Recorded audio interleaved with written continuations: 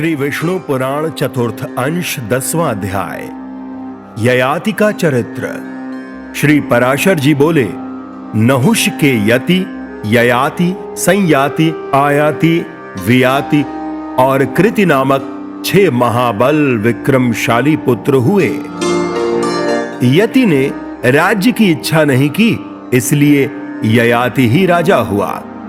ययाति ने शुक्राचार्य जी की पुत्री देवयानी और वृषपर्वा की कन्या शर्मिष्ठा से विवाह किया था। उनके वंश के संबंध में यह श्लोक प्रसिद्ध है। यदुम चतुर्वसुम चैव देवयानी व्यजायत द्रुहिणुम चानुम च पूरुम च शर्मिष्ठा वार्ष पर्वणि। देवयानी ने यदु और तुर्वसु को जन्म दिया तथा वृषपर्वा की पुत्री शर्मिष्ठा ने द्रुह्यु, अनु और पुर को उत्पन्न किया। ययाति को शुक्राचार्य जी को शाप से वृद्धावस्था ने असमय ही घेर लिया था।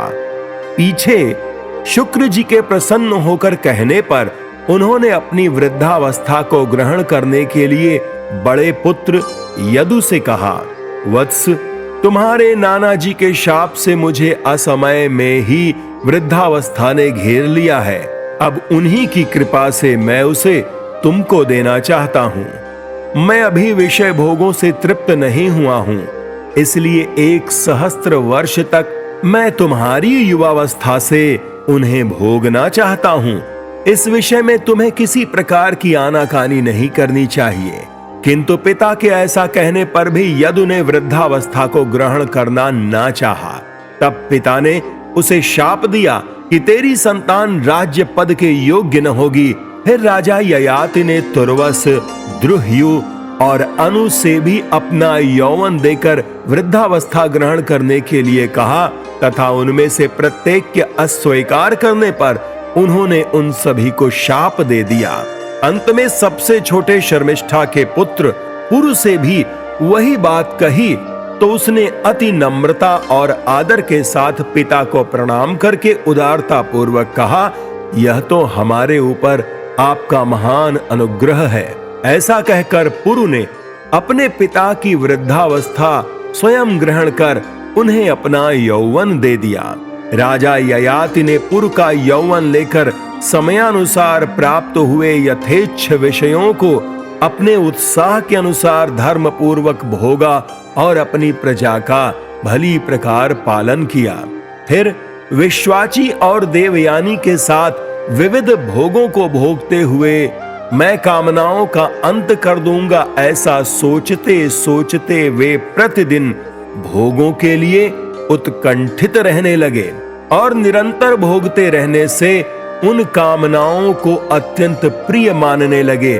तदुपरांत उन्होंने इस प्रकार अपना उद्गार प्रकट किया, भोगों की तृष्णा उनके भोगने से कभी शांत नहीं होती, बल्कि घृताहुति से अग्नि के समान वह बढ़ती ही जाती है। संपूर्ण पृथ्वी में जितने भी धान्य, यव, सुवर्ण, पशु और स्त्रियां हैं, वे सब एक मनुष्य के लिए भी संतोषजनक नहीं है।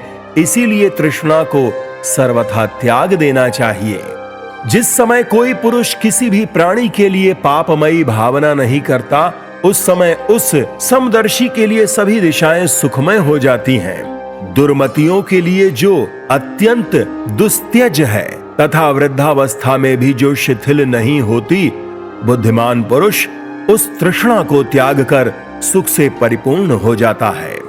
अवस्था के जीर्ण होने पर केश और दांत तो जीर्ण हो जाते हैं, किंतु जीवन और धन की आशाएं उसके जीर्ण होने पर भी नहीं जीर्ण होती। विषयों में आसक्त रहते हुए मुझे 1 सहस्र वर्ष बीत गए, फिर भी नित्य ही उनमें मेरी कामना होती है। अतः अब मैं इसे छोड़कर अपने चित्त को भगवान में ही स्थिर कर निर्द्वंद और निर्मम होकर वन में मृगों के साथ विचरूंगा। श्री पराशर जी बोले, तदनंतर राजा ययाति ने पुरु से अपनी वृद्धावस्था लेकर उसे यौवन दे दिया और उसे राज्य पद पर अभिषिक्त कर वन को चले गए। उन्होंने दक्षिण पूर्व दिशा में तुर्वसु को, पश्चिम में द्रुह्यु को, दक्षिण में यदु को और उत्तर में अनु को मांडलिक पद पर नियुक्त किया तथा पुरु को संपूर्ण भूमंडल के राज्य पर अभिषिक्त कर स्वयं वन को चले गए। इति श्री विष्णु पुराणे चतुर्थंशे 10वां अध्यायः।